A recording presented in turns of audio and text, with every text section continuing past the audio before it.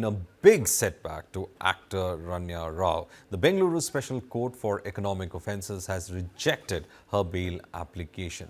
Now, during the hearing, her counsel argued that the Directorate of Revenue Intelligence did not follow proper legal procedures during her arrest and interrogation.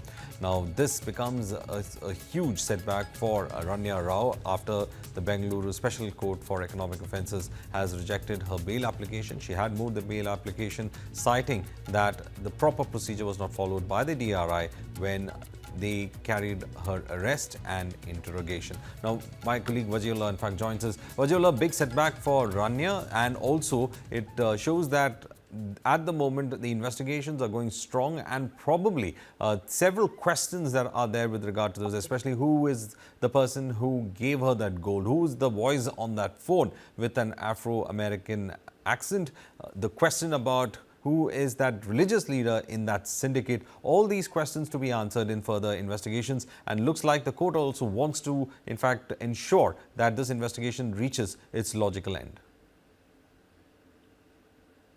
Absolutely, Varghese. And as we speak, it's a multi-agency investigation that's happening. You have the DRI, you have the CBI, you have the ED also investigating. And this rejection of the bail is something that was likely on the cards because of the offense that we are talking about. 14.98 kgs of gold, a swindle from Dubai through Bengaluru, wrapped around her waist. She is wearing it.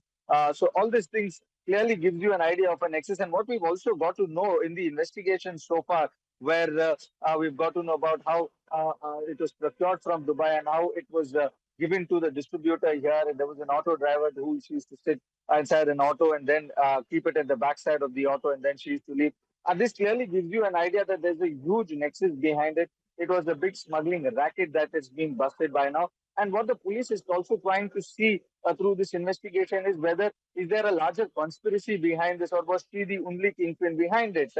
Because from what they've learned is that there is a larger group that has been doing this, and it's not the first time somebody has been caught with so much gold.